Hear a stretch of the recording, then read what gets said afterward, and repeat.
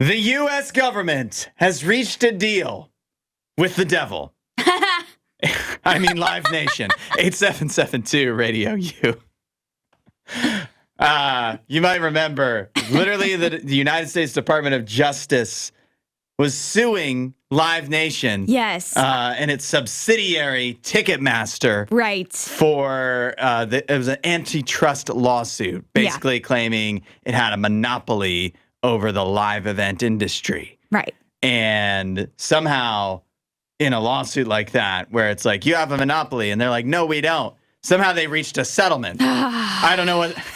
Like, you can't both be right. Yeah, it's unfortunate, but the Department of Justice is limited to the law in which they must enforce. And believe me this, Live Nation has a lot of expensive lawyers that are going to be working real hard to make sure that they don't lose any of their money. Yeah, this is... so what happens is that, like... Live Nation isn't guilty or however it will work, but they've agreed to some certain terms that aren't going to help the average everyday person like you or me that need to go to live events. I don't even know if we get any money out of this, but what is going to happen is Ticketmaster is now, they have to cap service fees at 15% at certain amphitheaters. That's still really high. Only 15%? Only 50%. And also, how will they stay in business? At certain amphitheaters, that means there could be other places where it could still be astronomical. Yeah, the other amphitheaters, because there's so many to choose from. Right. If there's... Like, well, hopefully there'll be two concerts at two different amphitheaters you can choose from, whichever one has the lower fee. How is that even determined, like, which ones get capped and which ones don't? Well, here's the thing. I think this could be related. Live Nation also has to divest ownership or control of 13 amphitheaters. Yeah, that was a big part of the Monopoly case, is because like, they owned actual events, like actual, venues. They own the amphitheater, and that's the only amphitheater probably in the whole state, if not more, right? Yeah. That can hold these massive concerts, and then they can charge whatever fee they want. Because, again, what are you going to do? Yeah. You're going to go to a different amphitheater somewhere? Nobody else has them. Right. You're either just not going to go, or you're going to have to pay to go. And also, Live Nation has to create a $280 million settlement fund to resolve claims and penalties. So I there might be some money out of this. That could potentially be the money that would go to the actual concert goers. But $280 million with how many people they've ripped off. Yeah. Like, that's really not a lot of money.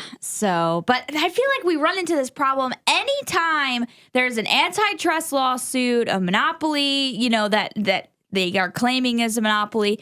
It just never seems to work out how I want it to, which is like, make sure the monopoly goes away and doesn't happen. Yeah. And like I said, this, the same law that has like the antitrust stuff written within it also has plenty of laws that defend businesses, which it should. That's a good thing. But Live Nation can pay for a lot of fancy lawyers to help use that law to make sure that they, get to keep as much of their business as they want. Yeah. And the unfortunate part, or what's troubling about this one, is compared to other instances where there may or may not have been lawsuits involved or like hearings that were ever held, but like compared to other things where people are like, it's a monopoly. This is the most clear monopoly I can find in my life. It's so obvious. I've felt like there's been plenty of opportunities with obvious ones, but this one truly is the most. Yeah. Like, when was the last? Go try to buy a ticket to anything, particularly a big event. Yeah.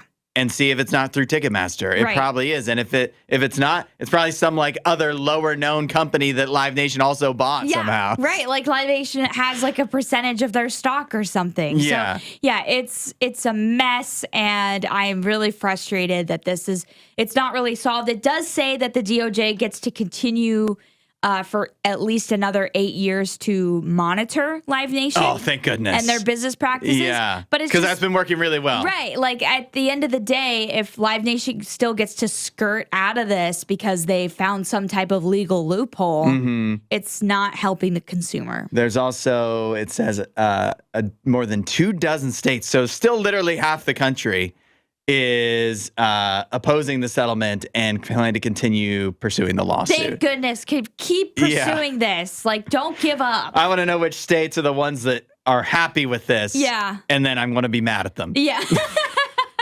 It's Geo Rich. There must be a tie-in somewhere. I know. I don't have enough We're time to not figure it rich. out.